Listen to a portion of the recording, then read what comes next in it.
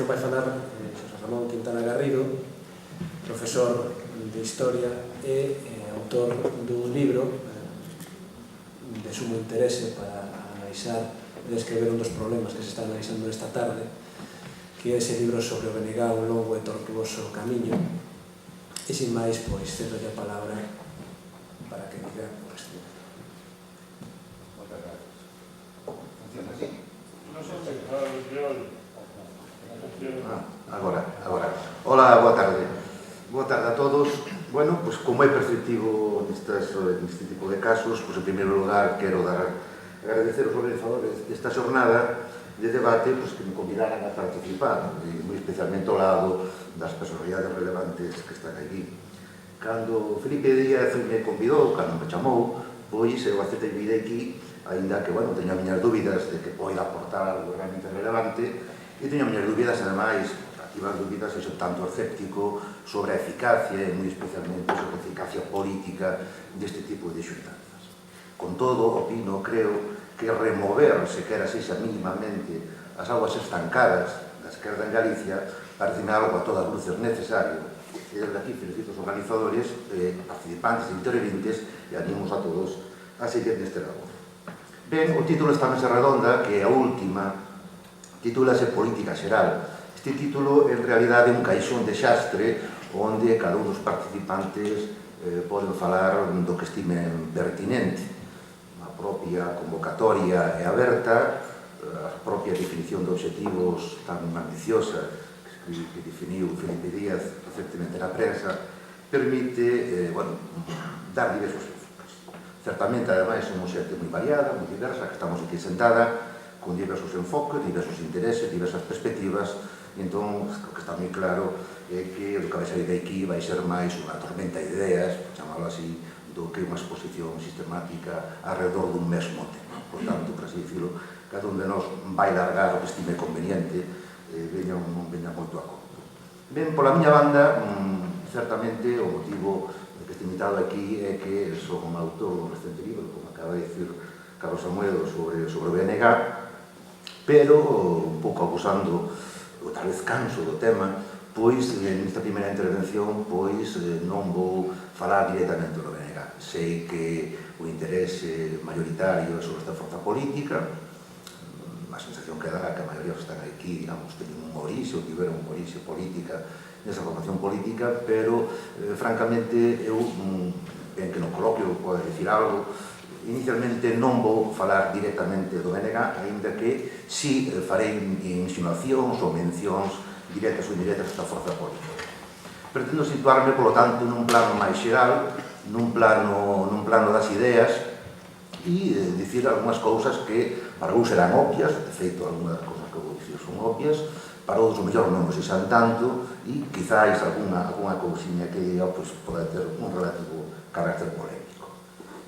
Tamén teño que dicir que dubidei sobre o contido, máis que o contido, sobre o ton axeitado a dar desta intervención.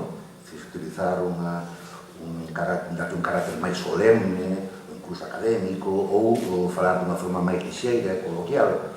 Tamén se falar fríamente, como un analista ou pretendido analista, ou ben sentirme parte concernida do que aquí se está debatindo.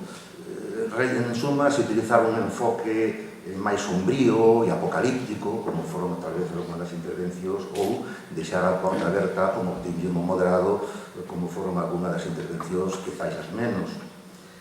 En calquera caso, todo é posible, todo se pode facer, e o que vou dicir seguramente sería un líquido de todo isto, e, por lo tanto, non sexa ninguna cousa nin outra, e sexa un mix.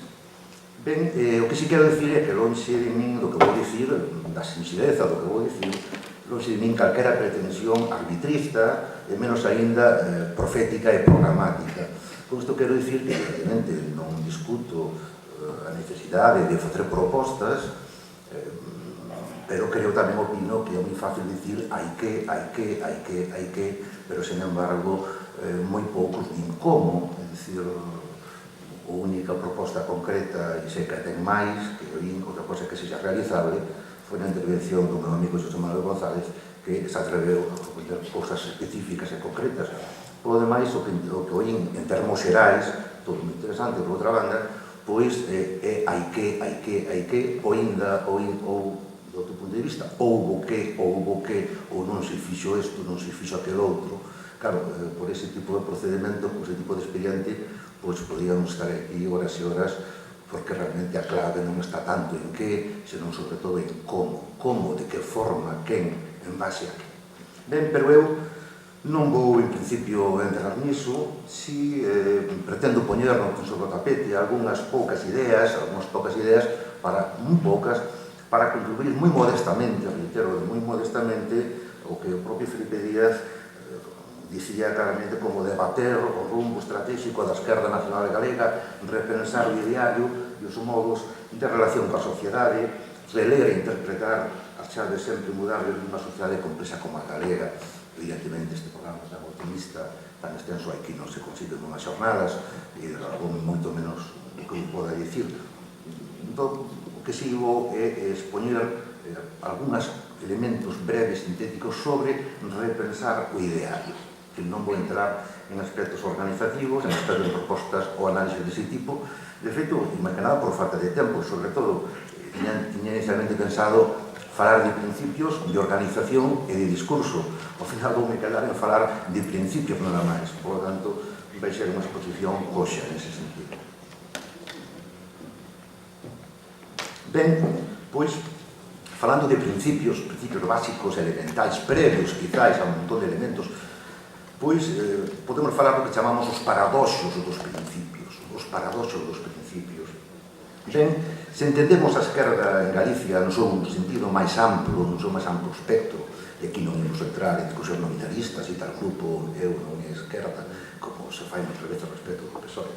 Bueno, pois entendemos a esquerda en Galicia no seu máis amplo espectro, as chamadas últimamente esquerda social e esquerda política, pois podemos constatar en todas elas a primacía dunha determinada forma de principios ideolóxicos, non tanto de contido, sino de forma, e como se articulan, como se conforman esos principios. Eso non tanto no PSOE e no sindicalismo estatal, que tamén en certa medida, pero non tanto como moi especialmente na Esquerda Unida, o que queda de Esquerda Unida, no sindicalismo nacionalista e nunha gran parte do BNG, ademais, ou alén, de outras forzas menores que parten da mesma matriz nacionalista e de esquerdas. Ese tipo de principios ideolóxicos podemos denominalos, seguindo a Rafael de Águila, pois ideais absolutos, ou seguindo un politólogo británico, John Sbarmantel, ideoloxías totalísticas. Ben, é verdade que na realidade adoita impoñer moitas veces unha modulación tal destes ideais absolutos, unha modulación tal destas ideoloxías totalísticas, non totalitarias, só, senón totalísticas, que moitas veces chega a facelos irrecoñecibles e mesmo inservibles na práctica, sobre todo cando se asumen responsabilidades institucionais.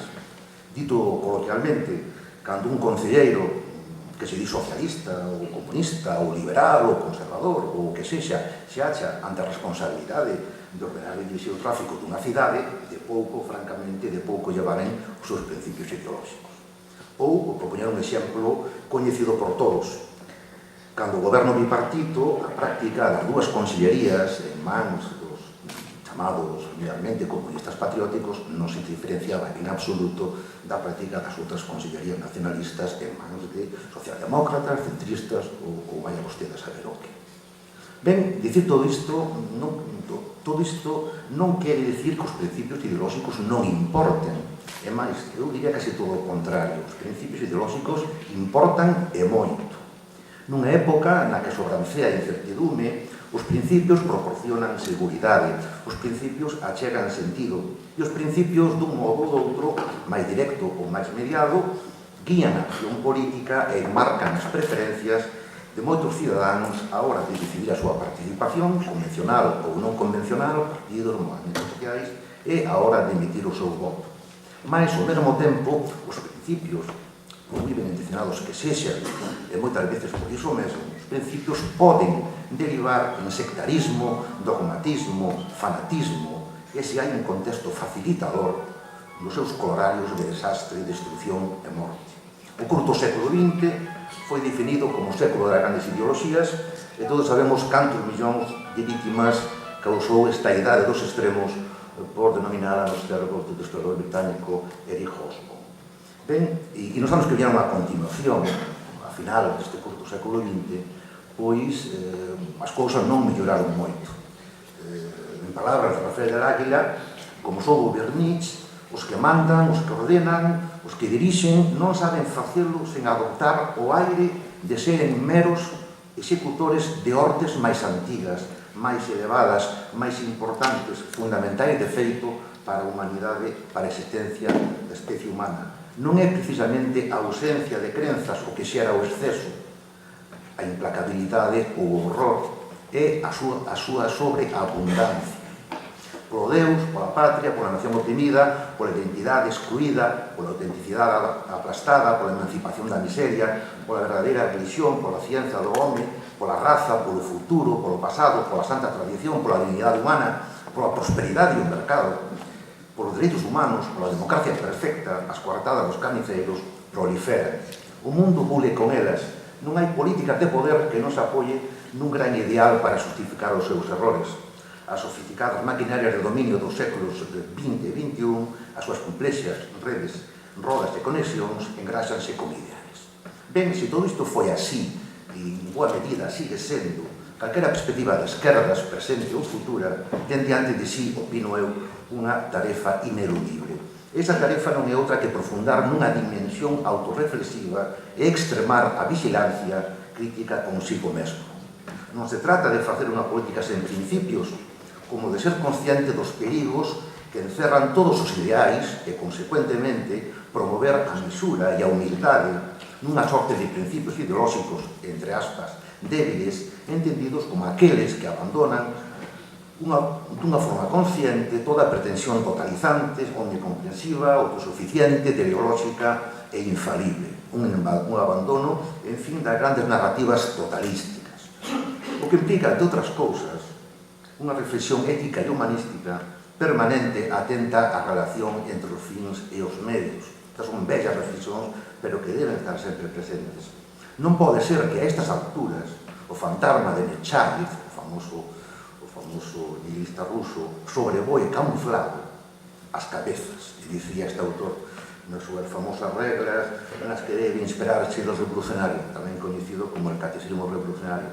Dicía: o moral é o que facilita o triunfo da revolución e o inmoral e criminal é o que a contraría. Bueno, pois, evidentemente, esta reflexión, pois, evidentemente, que está latendo moitas veces as prácticas políticas internas e externas que condicionan as mesmas, para mal neste caso, é algo que unha esquerda debería pensar e repensar continuamente. Por lo tanto, debese romper, opino eu, modestamente, dun modo explícito, desa ligazón que vai de Babev a Lenin, pasando por Blanqui, por Nechayev, e todo tipo de elementos que dela se derivan. A defensa en serio dos dereitos humanos, digo en serio, en todos e cada un dos lugares do mundo, sin ningún tipo de excepción, desculpa ou coartada, é o principal elemento ético-político dunha esquerda democrática renovada, nacionalista ou non. Pode parecer unha proposta fleve, pero non hai máis que reparar nos informes anuais da Amnistía Internacional para decatarse de que este sí que é un labor auténticamente revolucionario. Condición indispensable para todo isto é tamén a renuncia, opino eu, modestamente, a toda mitificación dun pasado concebido como heroico e glorioso. Por exemplo, antifascismo versus fascismo, que contrasta época, que contrastaría coa grisura e pasividade dun presente. A esquerda sempre se está queixando do presente, un presente gris, un presente pouco participativo, un presente basado na pasividade. Aquí late, no fondo, o fantasma da sociedade mobilizada, que é dicir, a idea de que a sociedade ten que estar permanentemente politizada ou sobrepolitizada. E isto, en realidade, ocurre puntualmente en épocas moi concretas. E, desde logo, en estas democráticas, isto sí que é puntual e concretísimo.